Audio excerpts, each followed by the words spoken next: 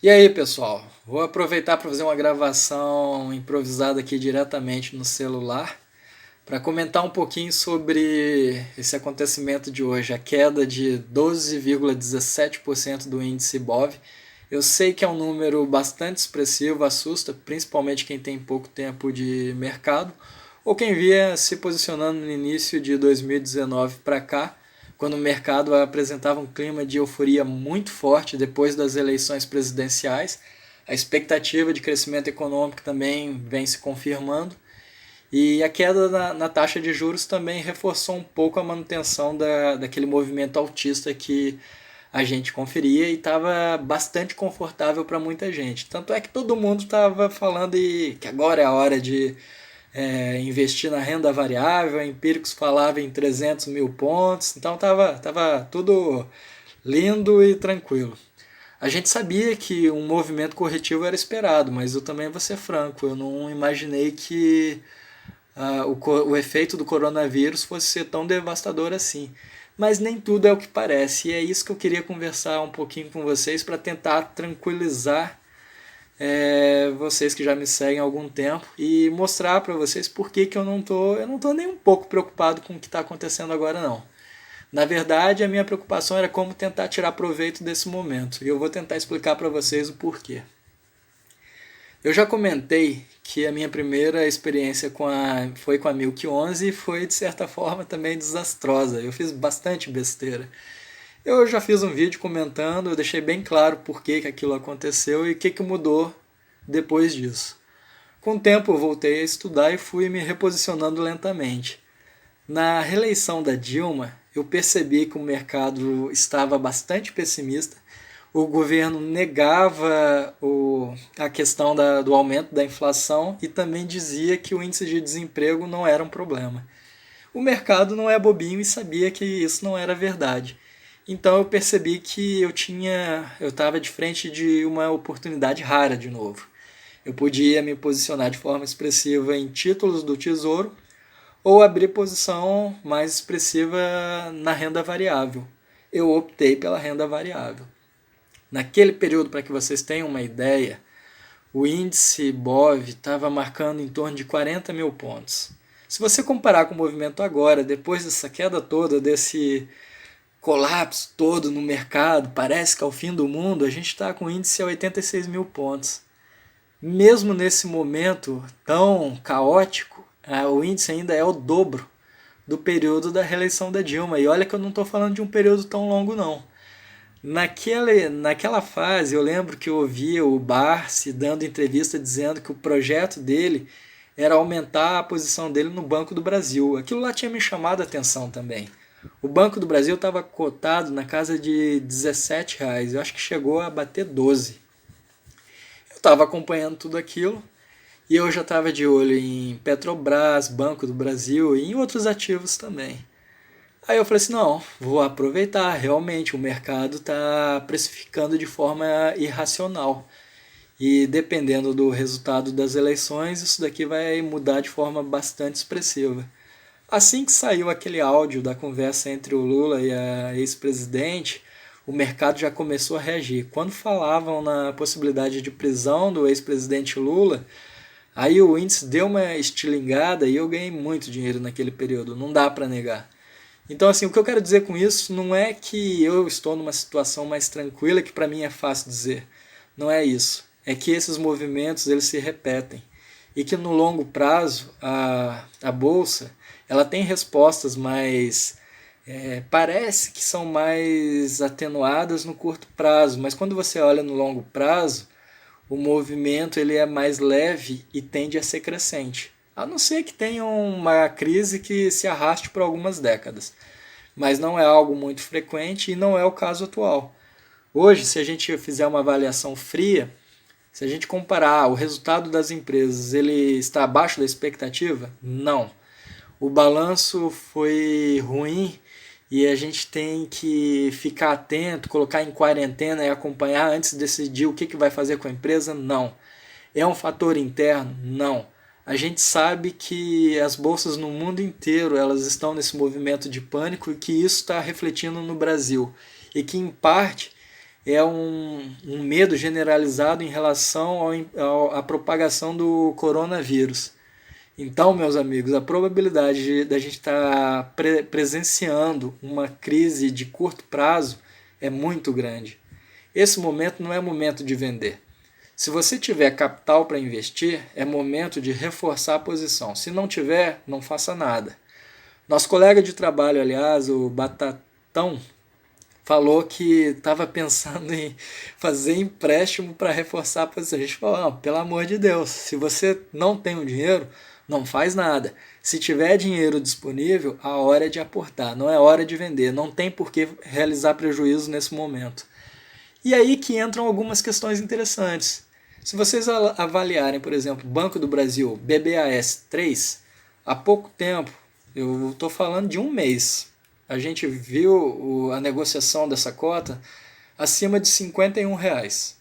Agora o banco está sendo negociado a 37,63. Se eu tinha interesse no banco no momento de euforia 51, é agora que eu vou vender? Eu prefiro muito mais comprar ele agora em maior volume a 37,63 do que comprar em maior volume a 51,30. Que eu estou olhando aqui pelo gráfico do Google, ele está dando 51,32, mas eu acho que... não, 51,62. Eu acho que até ultrapassou essa marca. Então agora que é um momento interessante. E voltando ao período da Dilma, lembram que eu comentei que o Barsi falou que um dos projetos dele era aumentar as posições dele enquanto o banco estava sendo negociado na casa de 17? Olha a vantagem que ele está até hoje. E mudou algum fator econômico que diga que a gente deve ficar atento ao banco? Não, é simplesmente um estresse mundial. Então agora é hora do quê? Encarteirar. Quem tem dinheiro encarteira, quem não tem não faz nada. No meu caso, eu comentei no vídeo anterior que a Modal não liberou o valor que eu tinha mandado via TED. E eu queria aumentar minha posição em VEG, que eu achei que era um desconto interessante com uma queda de 6%. Por sorte, eu acabei tendo o valor liberado só hoje, na segunda-feira, em plena promoção de Black Friday. Fiz o teste de mandar um outro TED, mais expressivo dessa vez. Eu falei para vocês que eu não tinha uma reserva de oportunidade e que eu não mexeria na minha reserva de emergência. Mas eu tinha um outro montante separado no Banco do Bradesco, coisa que eu já comentei em vídeo anterior também. E eu achei que não fazia muito sentido deixar parado lá com um rendimento tão ruim e ignorar essa oportunidade. Então eu peguei uma pequena, não tão pequena, peguei uma parcela desse capital e mandei para a corretora. Fiz um rebalanceamento da carteira, priorizei os FIIs para que eu tenha um rendimento mensal mais expressivo e eu possa tirar proveito caso isso se prolongue por um período um pouco maior. E também aproveitei os ativos que eu considero, eu não sei o quanto vai continuar caindo, eu não sei se a gente já chegou no fundo do poço, eu não sei se o fundo do poço ainda vai ser nas próximas semanas, ou se ainda tem mais um mês, é difícil dizer. Particularmente eu continuo com a visão de que quando alguns países anunciarem a liberação da vacina com tratamento para o coronavírus e diminuir, eu não digo nem a contaminação, mas se a letalidade, que já é considerada baixa, cair de uma forma bastante expressiva com a vacinação, o mercado vai reagir positivamente. Então esse movimento de estresse vai mudar de direção. E aí, o que acontece? Não vai ser a hora de estar comprado, você já tem que estar posicionado. Foi por isso que eu decidi, eu falei assim, eu vou mandar um volume um pouco mais expressivo, eu sei que pode cair, eu não me importo com isso, porque eu já queria comprar. Se eu tinha intenção de comprar, por exemplo, Banco do Brasil na casa dos 50, eu tenho muito mais intenção de comprar a 37. O Itaú estava acima de R$ 32. Hoje foi negociado, ele fechou a R$ 26, com uma queda de 4,45%. Se já era interessante antes, é muito mais agora. A Petrobras, então, essa aqui é um caso complicado, porque ela foi o ativo com uma queda mais expressiva em função da questão do petróleo. Mas, o que eu entendo disso tudo? No período da reeleição da Dilma, eu acompanhei os balanços da empresa e ela tinha uma dívida na casa de uns 500 bilhões. Hoje a dívida caiu para menos da metade. O resultado dos últimos balanços da Petrobras estão impressionando e estão sendo positivos. Ela ainda não está numa situação muito confortável não, mas é muito melhor se comparado com alguns anos anteriores.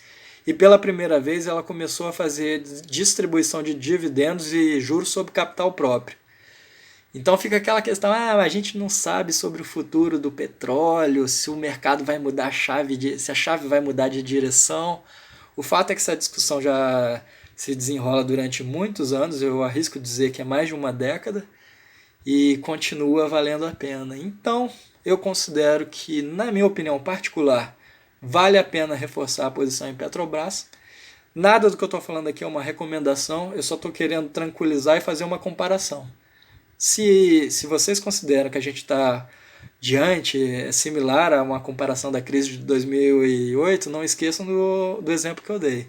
No período da reeleição, o índice estava na casa de 40 mil pontos. E agora, no pior momento, a gente pode conferir o índice batendo 86 mil pontos.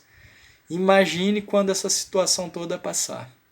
E como a crise ela não tem um caráter interno e não tem nenhum fator associado diretamente a essas empresas, então, meus amigos, vale muito a pena posicionar. Mas é como eu falei, não é aquela questão de, então eu tenho que vender carro, vender não sei o quê, fazer empréstimo para aproveitar. Quem pode, pode. Quem não pode, vai ter que ficar só observando. É assim que acontece. O que eu queria dizer é que não é motivo para tanto alarde assim. Eu não vou vender nada. E para mim, eu continuo tranquilo. Não mudou nada do que eu vinha falando. Aliás, esse mês a única certeza que eu tenho é que daqui para frente, pelo menos durante esse mês, eu não vou fazer nenhuma operação mais especulativa.